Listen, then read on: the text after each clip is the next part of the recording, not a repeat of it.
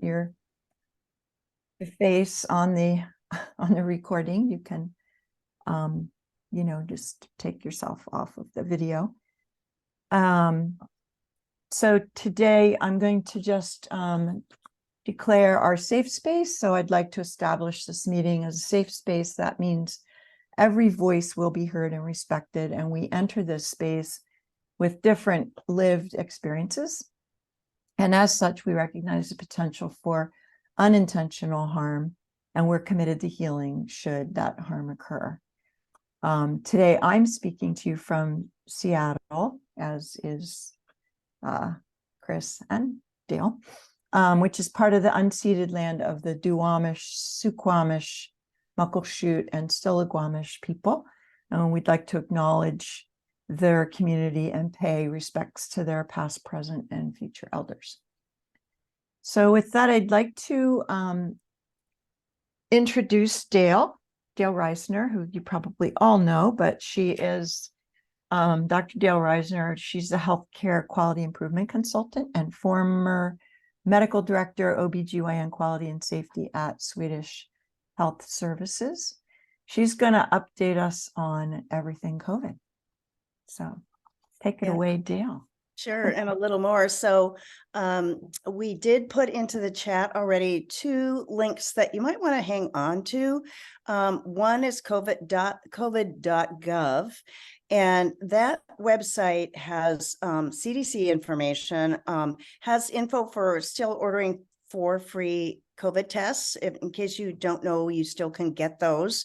They may come to you with expired dates, and it gives you information on that website, as well as when you get the tests, how to look up the actual test that you receive, because most of the initial dates have been extended for some like 6 months and some almost up to a year. It has trends, it has exposure, illness, isolation, and all of those recommendations, and then has a whole section on long COVID. It's really set up clean and neat and easy to get to the things you might be interested in. And then the other is just the general CDC COVID website that has a lot of the data and that sort of thing. So as you know, I typically start with COVID data, and I'm not going to talk about that data because it hasn't actually been updated for a few weeks. What I will tell you is that at the end of October, what we saw with trends is kind of a stabilization of infection rates and hospitalizations. And the last couple of weeks, those rates came down a tiny bit, but the death rate did not. So the death rate was not getting, death from COVID was not getting worse, but it wasn't improving. So they will not post the most up-to-date data till 9 p.m. tonight or something like that. So I was hoping to get it first thing this morning, and it's not there. The main thing I wanted to talk about, we've had a little bit, if you've been on before, we've had a little bit of a emphasis on public health. And I was previously not aware, but this is the beginning of the U.S. Antibiotic Awareness Week. And there's a whole lot of activities around that. And I just wanted to call out that one of the things that they're going to talk about is health equity and antibiotic prescribing in the United States.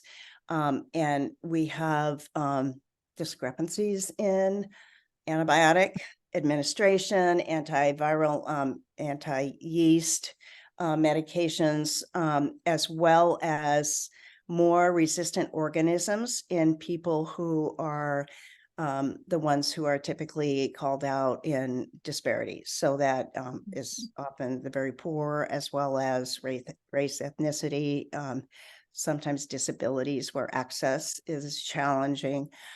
So I think it's interesting that this antibiotic stewardship is what we call it, where we want to give the right antibiotic when it's indicated for the right amount of time to the right person, and not overdo it, and not have people take only a few days and then stop antibiotics that really need to be for a certain period of time, and how we can better integrate current recommendations with emergency rooms and walk-in clinics, because some of them are giving out antibiotics for viral illnesses, which doesn't help you. And actually, there's a little bit of data that would suggest that your symptoms may stay longer if you're taking antibiotics when what you have is a virus. So, so just thought that that was a good kind of public health awareness to talk about. And there's under the CDC, if you just put in Antibiotic Awareness Week, you might see some different programs. And I think there's something on many days between now and next Monday. There might be something of interest for you. So that was just more my public service announcement. And then there's a ton of information to talk about today. And what I'm going to do is talk about vaccination, but I'm going to talk about it in maybe a little bit different way than what we've talked about in the past. And a lot of updates and some interesting new options for research are there. And so I'm going to run through that a fair amount of time. Then a little bit about Paxlovid and rebound, and a little bit about long COVID. So quite a full agenda, but I'm just going to chat. I will be looking at the studies to make sure that I get numbers right. So I have all of these things handy. And then Beth will help moderate with questions as I go, and Dr. Chris Price, who is one of our board members, is on and has offered to look at things in the chat that might be easily answered within the chat. So we'll go both directions, and it's a smaller group, so hopefully everybody will have a chance to ask what they want to ask. So any questions before I get going here? We'll start with that. Okay, great. So I wanted to start with on the vaccination piece, talking about people who have had pretty strong responses to vaccinations, and everybody's kind of been wondering about, well, is that better? Is that worse? Is it good to have fever and pain? And pain at the injection site is pretty common for many viral immunizations or other immunizations. So that's less the issue. It's more systemic response, like those who got a fever or chills or extreme fatigue. And so there is research that's been done looking at those side effects, specifically chills, fatigue, headache, malaise, that sort of feeling bad. And whether that is a good sign for your immune response or not. And what it shows is that about 98% of people who felt no ill effects produced antibodies, lots of antibodies, compared to 99% who had localized symptoms or worse. So there's a percentage or two different. It looks like there are more robust antibodies shortly after vaccination when you have those symptoms. And so it's not necessarily good or bad, but I think if you have those symptoms, at least you can justify that you're getting a good immune response out of it. And if you didn't have those symptoms, like me, I had hardly any, and they're looking primarily at after the second dose, because that's when the majority of people noticed it a little bit more. And that makes sense, because that second dose is sort of triggering what was already an exposure you had before and kind of revving that up. So whether you got symptoms, yeah. I was curious about that, Dale, Yeah. because I've had several people talk about the second vaccine causing headaches way more than the first. And I didn't experience that, but I did hear people with lots of questions, and I didn't know the answer. So it's good to know. Yeah. So it's not good or bad, but you do get a little bit bigger boost. Probably at 6 months, there's no difference in terms of the longevity of the response, but within a shorter period of time, you can see actually more antibodies produced by those who had those symptoms by just a small percentage point. The other thing that's interesting I would like to talk about is there's been some recommendations not to take nonsteroidals, anti-inflammatory meds around, like before you get the vaccine. And that was based on animal studies that showed a decreased immune response when mice or rats were vaccinated after receiving nonsteroidals. And So you mean like Tylenol? like Advil? Tylenol, like Tylenol and nonsteroidal anti-inflammatories like ibuprofen or Okay. Yeah. naproxen. So fortunately, somebody's looking at this in humans, not just mice. And so the Dr. Bhattacharya looked at about 2,300 people who about half took a painkiller to relieve side effects from the shot, and the other half did not. Those who took painkillers seemed to actually have more antibodies than those who tolerated the symptoms without medication. So this doesn't really answer the taking it prior to the shot, but 3 hours afterwards or whatever. There's no specific time that they have noted in this trial. And of those who seem to have more antibodies after taking the painkiller, we don't really think it's the painkiller. We think probably they were more uncomfortable. And so they were probably in that group that was producing more antibodies anyway because of the response to the vaccine. So we want people to feel comfortable taking some Tylenol or ibuprofen after their vaccination, because it's not going to interfere with your immune response. And if they're uncomfortable enough to feel like they want to do that, they should be able to do that now with this new information. So, and it's the same if you have COVID, like you should take something for if the you have discomfort. COVID, take something to get comfortable, take meds to keep your temperature down if you have a high fever with COVID. Stay hydrated. The stuff we doctors always say: get as much rest as you can, lots of fluids, Tylenol, if you don't have any allergies to that. And I think that is an important message, because symptom relief is important, and letting the virus run its course, whether you were vaccinated or not vaccinated when you got the virus. The caveat about this study is that all of the initial stuff that was looking at this, they were looking at both Pfizer and Moderna initial vaccinations, and it was in the initial year 2020 of the vaccine.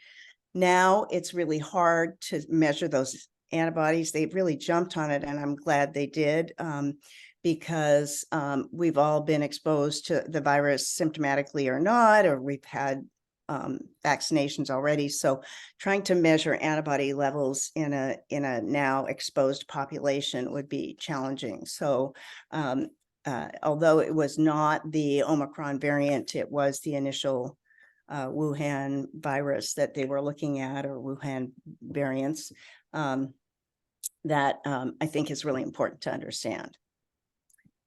So any other questions about that, or any other comments? No, but it's good to know, because Yeah. everybody's asked that question. Yeah, these are mostly just good to know types of things, and then here's kind of what's on the horizon types of things. So so the other thing I wanted to talk about is not so much vaccine recommendations, because as we talked about last month, when I was talking about Novavax, it was confusing, because the recommendations for Novavax, if you've never been vaccinated, are different than for the mRNA vaccines of Pfizer and Moderna. So the links that are in the chat will get you to the current recommendations for your age or age group, whether you've been vaccinated before or not. And I think we'll be clearer than us trying to run through that in this venue. What I did want to remind people of is both Pfizer and Moderna are mRNA vaccinations vaccines that were created to make protein that will trigger an immune response against these viral particles. So the mRNA from the vaccines is broken down shortly after the vaccination, and the body gets rid of it. So the vaccine doesn't stay. It's really a triggering mechanism for our own bodies to make the proteins to fight these viruses. The Novavax is a protein subunit, and it contains pieces of the virus that causes COVID-19. So those viral pieces are the spike proteins that you may have heard about. And in the Novavax vaccine, it will really help the immune system respond to that spike protein if it sees it. So it's a little bit different mechanism than the two mRNA vaccines. And when we are looking at whether you take any one of those three vaccines right now, if you haven't had a current fall COVID vaccine, it is probably the way to look at it is your annual COVID vaccine, just like your annual flu vaccine. It's not meant to be considered a booster at all. And we will see these be remade each year, making sure they're incorporating at least what is the variant of note in the spring when they're doing their formulations. Helpful to know, and you can go read about each one of these depending on what you've had in the past. All of the recommendations that I've seen, if you have had Pfizer or Moderna in the past, that they're relatively interchangeable. And if you feel like you want to change from one to the other, you can do that, or stick with the one you've always had, you can do that too. So the expectations are that either one of those is acting in a very similar manner because they're both mRNA, and that your ability to take those, if you tolerated them well in the past and don't want to try something new, is fine. It's a new formulation. What's out there now. It's not that. So Dale, the idea that I like the idea that you said that it's a trigger and that it doesn't stay in the body, because I think that's important to explain to people. But is the spike protein, it's the same, like it's really just a trigger? Yeah, and I don't know how long it stays. Let me see. It says, okay. Yeah, so the spike protein, after the body learns how to respond to spike protein, the immune system will be able to respond quickly to the actual disease. It doesn't really say how long it stays in the system. Okay. And I have to say, I don't do an extended review of the Novavax. Yeah, no, that's okay. How it's formed. Yeah. It does have, I'm going to comment on this, and you can do with it as you will. When you'll understand why I'm commenting on it when I get done with the rest of the stuff today. It does contain an ingredient that is called an adjuvant, which is to help a more robust response. And neither of the mRNA vaccines by Pfizer or Moderna have that adjuvant in them. So I just want you to know that's a little bit different as well. And also, you see that we have not been talking very much about Johnson & Johnson or the Janssen vaccination. It is no longer available in the US. It is still being used in some of the developing countries because it's less expensive and it's easier to store. It was the vaccine that we noted more significant cardiac events from, particularly in childbearing age women for some reason. So it's no longer available in the US. Any other questions about any of that? I think that if you have more detailed questions, they're really well explained and you can go to the FDA or the CDC website has really nice, more involved stuff about each one of the vaccinations. So the adjuvant part. So there is a slight concern. I believe if you were on last month, I said that I went to get my flu shot and was going to have RSV at the same time. And they said, well, they were seeing more adverse reactions with that, more of the symptoms that I just talked about, you know, the sort of fever and myalgias and headache and fatigue. And so they, at least that the pharmacy I went to, were not giving the two together. So it's been said that you can have COVID and flu together, and there's been a plan actually to do a combo vaccination. We don't have it out right now, but I know some of the companies been working on it. And there is a concern, and it's not clear how valid it is or how much we would need to worry about it, because we don't know enough about it yet, that the two shots together may increase the risk of stroke slightly. So let me tell you a little bit about what that is. So it's seems to be the COVID vaccine administered at the same time as the flu vaccine. And it seems to be with the high dose flu vaccine, which is given to the population over 65, because they're higher risk. And so what we don't have enough information on is to compare a large population in that age range getting that high dose flu vaccine before they were getting COVID vaccines, or separate if they're not getting COVID vaccine at all, and look at stroke risk. But there is an adjuvant in the high dose flu vaccine that's given to older adults that's not present in the normal flu vaccine. And so there's a question of whether that adjuvant is a trigger for stroke. And the mechanism, I think, is not entirely understood. So these are observational data. It's not research data. It spikes a little bit of concern and if you personally want to choose to not do those two together, especially if you're in the age range that would get that adjuvant contained flu vaccine.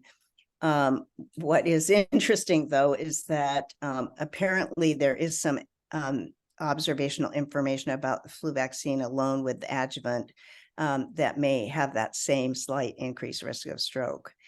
The way they have parsed it out, that's interesting, that makes me wonder validity and makes others wonder validity, is that depending on your age, there appears to be a slight increased risk, and that is in that older age population, but it's not just everybody 65 and older. There's 3 separate age categories, and the younger and the over 85 seem to be at higher risk, and in between that, like 70 to 80 age range, doesn't.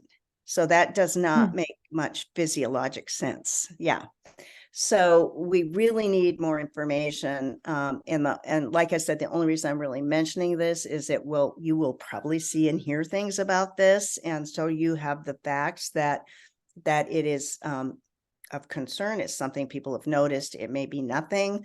If it bothers you, don't do the two together. So, and just to clarify, it's only if you do the two together. There's the adjuvant is in Novavax, but not otherwise in. The adjuvant is in the flu vaccine, and there is adjuvant in Novavax.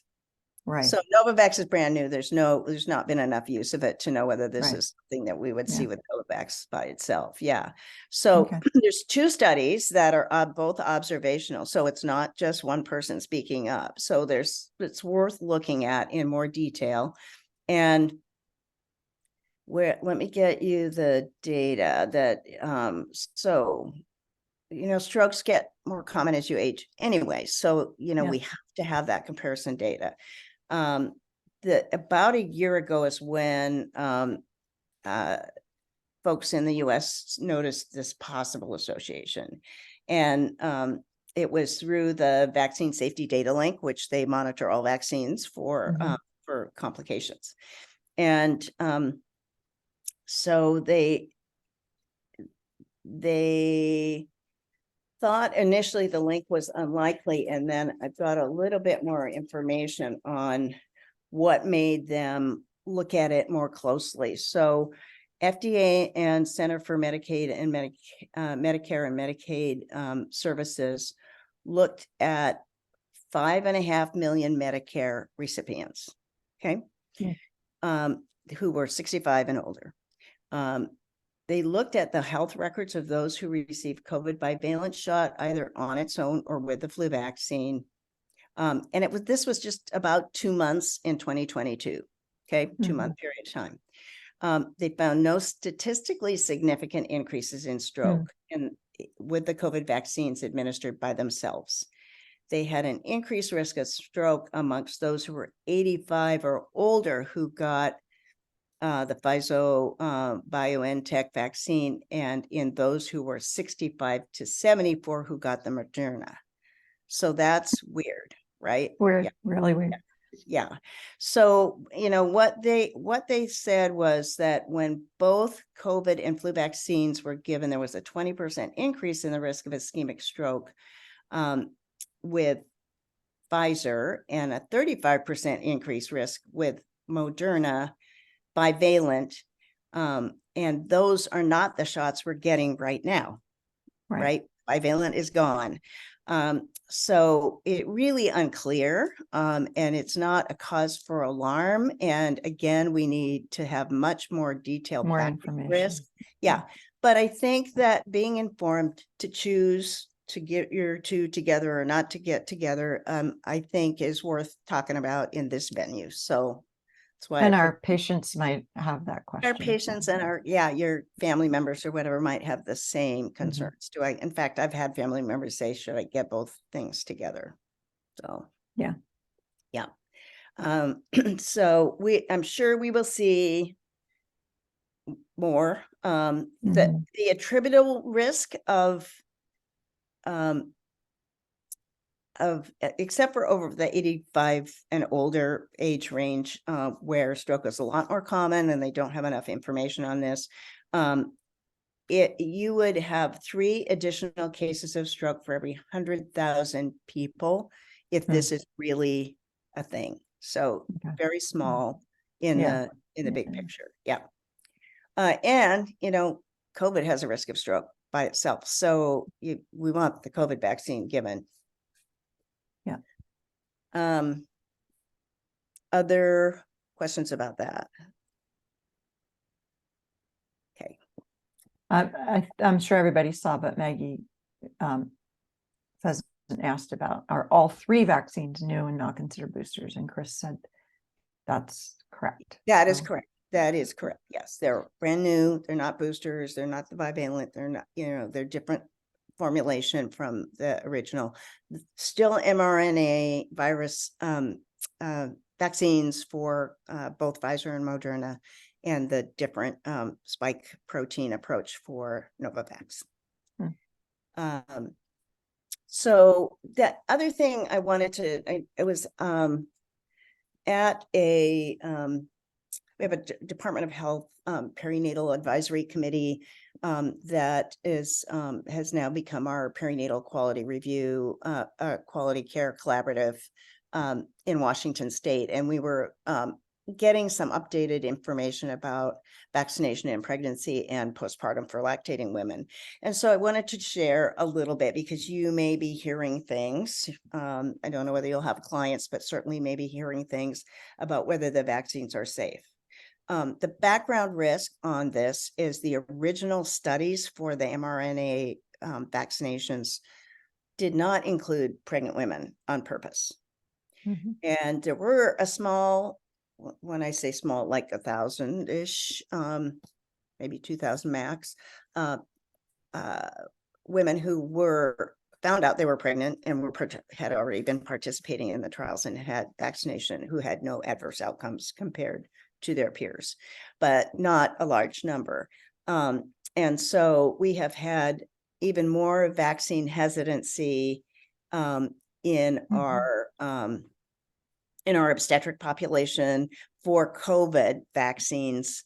And we have a little bit of it anyway, because of the sense that they want to protect their fetus from anything. We have learned, it was predictable because viruses in pregnant women tend to be way more severe than when you're not. And we have learned that COVID actually does kill women who are pregnant more than women who are not in the same age range and the same other demographics. And there probably is a small increased risk of stillbirth in the second trimester. We've seen some placental findings that go along with that, so we think that that is real. And certainly hospitalization, ICU, ventilation, all of those things, particularly unvaccinated. But still, it's been challenging trying to get women comfortable with getting vaccinated. The data now, we started out with very small, the very first year in 2021, right after vaccines had become available, where we had most of the women getting vaccinated in the third trimester, we saw no increase in complications of any sort. Now there's been way more studied. With the miscarriage rate is close to 13%, which in the background population, it's between 16 and 30%. So it's certainly no worse, probably the same. It's a huge range because it depends on when the pregnancy is recognized. If you have a positive pregnancy test and lose a pregnancy early on, that's about 30% of all pregnancies. And, if you've got a well-established pregnancy in the first trimester with a loss, that's closer to about 15% in the general population. So that is no different. Growth restriction of the baby in utero is no different. The preterm delivery rate is no different. Pretty much any kind, and there've been absolutely no increase in birth defects. And this is looking, the later studies looked at administration of the vaccine within 30 days of the last menstrual period for those who were, thinking of getting pregnant and got their vaccine before, and looked at the vaccinations that went on in the, early part of the pregnancy and the latter part of the pregnancy. What is interesting is when you look at vaccine reactions in pregnancy, we don't really have an article that compares it to women who weren't pregnant. But we do have first dose and second dose, with second dose definitely showing higher, pain at the injection site, higher numbers of folks with fatigue and muscle pain and things like that. By somewhere a difference between 10 and 20% higher for a second dose for these pregnant women, and this is either pregnant or postpartum. And but the differences are a little bit greater actually for Moderna, a little bit more side effects than for Pfizer, but probably not statistically significant. So The fact that they are having these same sorts of side effects, the primary one is pain at the injection site, fits with the general population. And the most important thing to talk about is if you're vaccinated during pregnancy, the protection given to the newborn. So not only are you protecting the fetus, but the newborn up to 6 months has protection from that. So when you look at, it's interesting because they looked at the timing of when the vaccine happened. So anytime in the pregnancy, effectiveness was 61% for protecting the young infant from getting COVID. Okay, so from getting serious COVID. So the earlier you got the injection, the less long the effect was. And that kind of makes sense because now that we know, even any of us, it's probably a 6-month window that we have our best immune response against it. So if it was before 20 weeks, the effectiveness was only 32%. But if it was anywhere after 20 weeks, 21 weeks to 2 weeks before delivery, it was 80% effective at preventing COVID infection in the newborn. Wow. So pretty dramatic. Yeah. And so might be information for us in OB to be sharing with our patients to. I was going to say, like, do all OBs have this? Because I have a daughter of a friend and her OB said it's her choice whether she gets vaccinated or not, but didn't have any data like to say this is why. Well, I know. Yeah, if she's an OBGYN, ACOG and Society for Maternal Medicine have both come out with really strong statements about it. It can be life-saving. I mean, it's devastating watching unvaccinated women die. Yeah. And we in Washington State did not unnecessary deaths, right? Sometimes the baby too, sometimes not. And, just devastating. Yeah. So, and then, for infants, the biggest impact of having a maternal vaccination during pregnancy was avoiding invasive mechanical ventilation if they did get sick, and the more severe intervention of ECMO, which is cardiopulmonary bypass that's temporary till the virus goes away. So I think super important for that information. I think that we need to share that more widely for sure, within the population of people who are counseling folks. And Chris may have comments about counseling, but there's counseling and then there's counseling, right? And just saying, here's this vaccine, you have a choice, we recommend it, without having a really involved, here's the benefits, here's the potential risks, is not the same thing. So I think informed consent is really important, and patient decision tools might be useful for all vaccinations.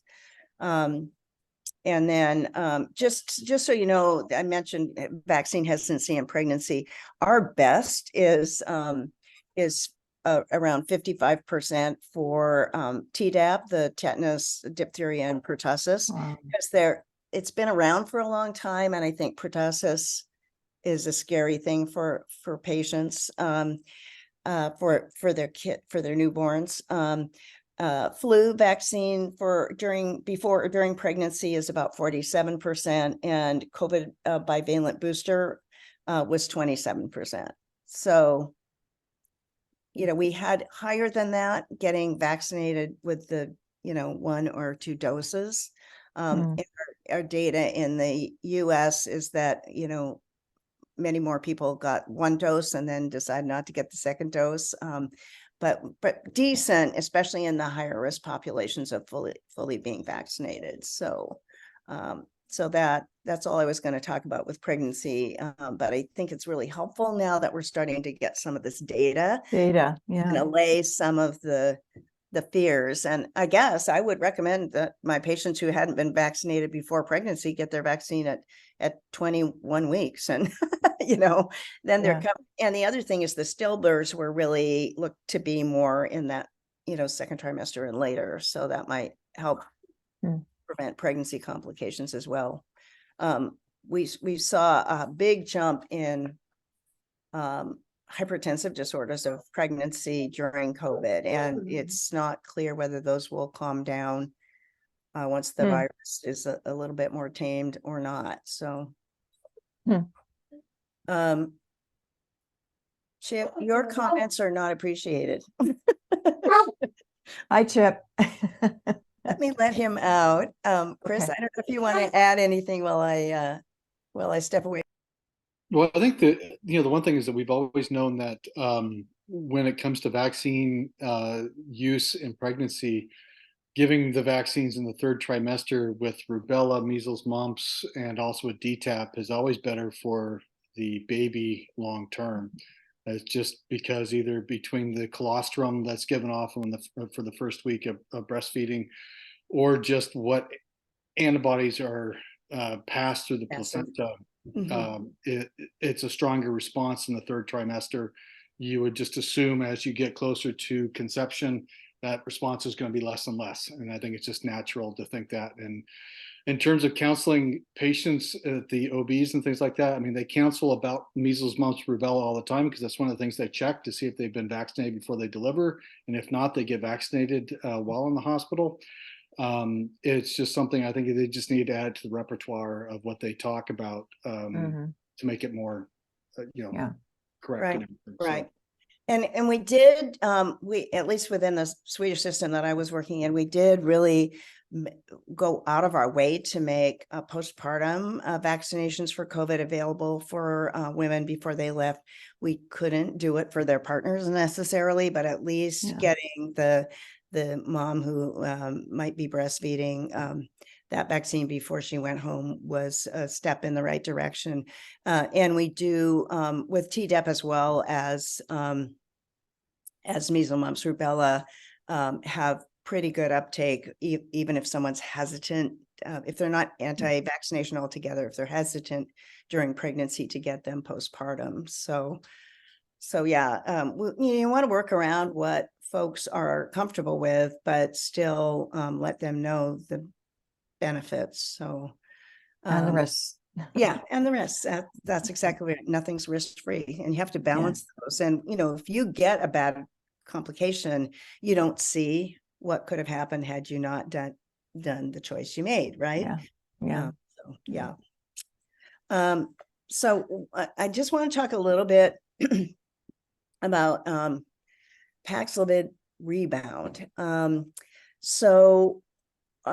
I think one of the concerns, I mentioned last month, and I've talked about this maybe once before, that you get rebound from the natural COVID virus as well.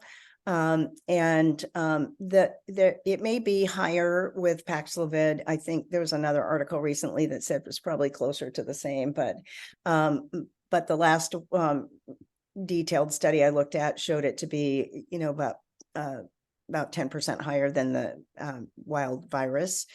However, there have been no severe rebound cases.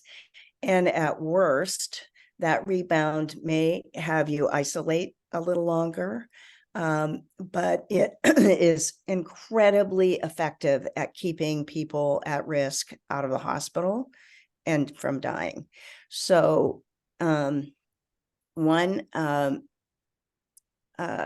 do know that rebound's been reported by people who did not take Paxlovid but had COVID, whether they were vaccinated or not. What we do know from Paxlovid is it reduces hospitalization and death by 86% in an unvaccinated person and by 80% in a vaccinated person. So that's a little bit lower in the vaccinated person. Makes sense because you're already protected a bit from hospitalization by being vaccinated, so that the absolute protection is a little lower. But like with that information, if you are 12 years old or older and either at high risk for medical illness or at high risk for age, or a combination of any of that. I am at high risk for age. I love that. High risk by age, yes. Then it makes sense to get it. And some of the concerns, and I'm not aware if there's a trial going on for this or not. Some of the concerns about the Paxlovid rebound is that, well, you take it for 5 days, and so maybe it needs to just be given longer.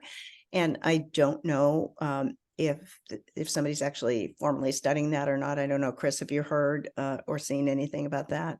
But that has been thrown out as maybe an option. I think this virus does that. And so when you get it, the first time I had it, I thought I was getting better and then got horribly worse with the wild virus. So I think that there may be maybe it's the inflammatory response. It's obviously you're still testing positive for virus, so it's also that the virus hasn't gone away. But reassure people that even if they do get rebound, it's not 100%. At the worst, I think was, I don't know, 20% get it, so 80% don't, and that it would be mild, and the only downside might be extending the length of time that you're positive and need to stay in isolation. So Dale, like, why, if people are not wanting to get vaccinated, they can still take Paxlovid, and Paxlovid, why can't they just take Paxlovid instead of geting, I mean, it seems, well, they seems like can. Yeah, they can. yeah, I know. Good. Oh yeah, yeah. I mean, we're not gonna say you shouldn't get Paxlovid just because you didn't vaccinate. Yeah. Live Okay. with it. Yeah. No, we're not going to take that Right. approach. Yeah, no, they should definitely get it.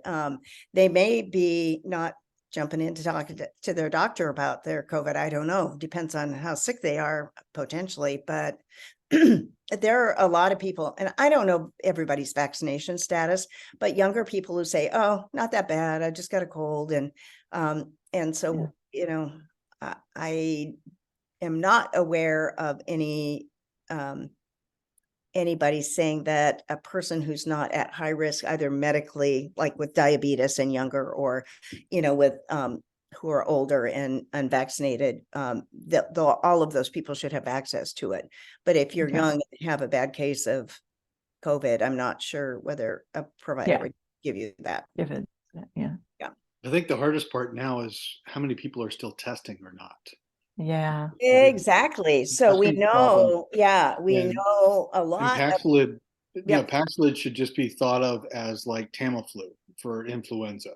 Yes. Anybody that's at high risk should get Tamiflu within the first several days of getting their symptoms. The question is nowadays, are people testing and all that? And that's but that's going to be the problem no matter where we go. So. Yeah. And the thing is, we should be testing for COVID because you could do home tests. Not aware of a home test for flu or RSV. So, I mean, you have to go in someplace and get. Yeah. And now, if you go to a hospital, they have combo tests that will test for all three of those at the same time. So, if you're sick and you go in early enough, or even if you're not that sick but you think you might have the flu and you've got high risk condition, I would go in, get tested, and just make sure. If it's some of these viruses that are cold seem to be nastier than they used to be too. So it's really hard to, you can't tell just by your symptoms. So and then get the free tests from the government if you want to have extra test kits at home. They're not cheap anymore. The other Nancy, did you have a question? I'm sorry, I can't unblur my picture. Yeah. I did have a comment. I'm sorry to interrupt. I have multiple sclerosis, and I've had COVID 5 times, and I am vaccinated. And the last time, so in December, they put me on Paxlovid. It was wonderful. I mean, it helped a lot. And then again, I just got I got COVID again about 2 months ago, and they wouldn't give me Paxlovid unless I made a virtual appointment. And nobody could tell me how much the virtual appointment was going to cost. And I said, no, my symptoms aren't that bad. So I didn't go on Paxlovid this time. Mhm. And I just thought it was interesting how they actually made me jump through hoops to try to get it. I did learn from my advocacy group that I probably should have called my internal infectious disease doctor. And I think the infectious disease doctor would have written me a script because knowing my MS and that I've had it. So I just wanted to add that. Yeah. Thank Yeah. you. And Nancy, you might be someone who is being offered a vaccination with an adjuvant in it to boost your immune response. And in that setting, that, you know, taking that adjuvant included in the vaccine may be more worthwhile for you. So those are important things to know about the different types of vaccines that we have out there right now. The one other thing I was going to talk about was long COVID, but if there's more questions, we can, this is very quick, but we can skip it. Anybody else have something they Why want to? don't you do a little high level of long Okay, COVID? I'll do a little quick high level. Okay, so long COVID. We've talked about it's challenging to diagnose, and I think most of the world now is using 3 months of symptoms, 3 months beyond your acute COVID experience, 3 months longer. So that could be what, 4 months. Before they consider it's long COVID. So what is now happening, and it expresses itself in so many different ways, right? We have prolonged loss of smell and taste for months and months. For some people, we have the brain fog, we have GI distress, we have all kinds of neurologic complaints, headaches, and other. And so what is now emerging, and I think this is promising, the only reason I wanted to talk about it was that that people are starting to focus in on what is it that's making this thing happen in the first place. Is it a persistent virus? Is it a persistent response to the virus? And they're seeing that there are distinct biological changes in the bodies of people with long COVID who've had it really for a long enough period of time to not be remnants of the acute disease. So one of the things that has been found is a low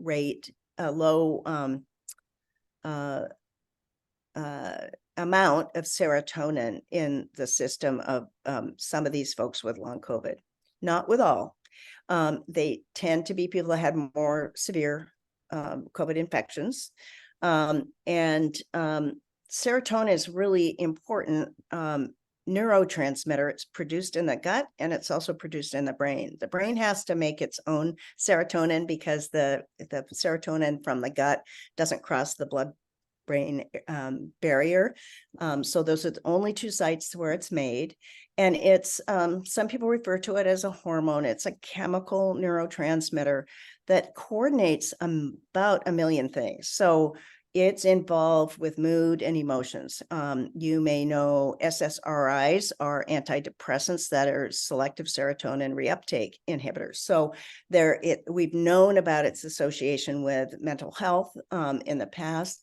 So mood and emotions, digestion and appetite. It can help regulate your sleep awake cycles because it's a precursor to the formation of melatonin. And it's also in our platelets, which are, part of our clotting mechanism. So it really has so many different effects, and understanding that could kind of make you see where it might be associated with some different symptoms of long COVID, the brain stuff and the mental despair that we see in some people, and the GI complaints that we're seeing for some people. So the initial study was looking at how that might work, and then one of the things and we know that it's not present in everyone that has long COVID. So another study has looked at some cases of long COVID, including looking at cortisol levels and alterations in cortisol levels, cortisone hormone. And so I think the thing that was worth mentioning for me today was, as we get more of these types of studies, identifying areas, first of all, there's a potential for therapy. And I know in the low serotonin level folks, there is a proposed study for using Prozac as a therapy to see if that helps turn some of those symptoms around. And then some of the folks that have other markers, you would have a different approach that you could take. So some of the other approaches you could imagine for low serotonin might be dietary adjustments, looking at gut health. I mean, there's a whole lot of things that can be found, but in some of the long COVID patients, they looked at stool samples and they found remaining viral particles. So is there any way to get rid of those viral particles? Are they the ones that are causing all of this chaos that's affecting the gut and other parts of the body? So just a point to highlight that I think that there's some hope on the horizon for understanding better.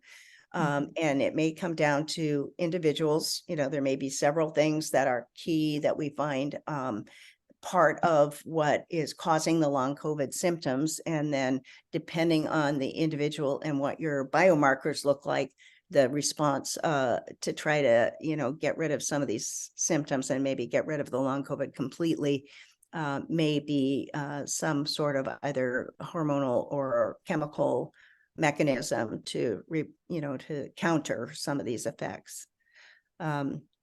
So with that, I will. We're kind of at time. I know. And if anybody has more questions, that you can always send them into us and info at HealthAdvocateX. We also will be sending out a survey, and it's really helpful for us if you fill it out because it tells us what you're looking for. We focused on COVID this time because we heard that was something you were interested in, but we will branch out and do other topics as well. So we look forward to seeing you at our next event. There's a case review, right, Chris, coming up in December. I think it's it's the 7th. So any of you professional members. And thank you so much for joining us today. Have a good rest of your day. And Dale, thanks to you and Chris for all the information. Thanks so much, Chris. And I wish you all a calm and warm Thanksgiving season. Thanksgiving. Which will be happening very soon. We didn't talk about masks, but that's a whole nother. All right. Take care. Okay. Thanks, everyone.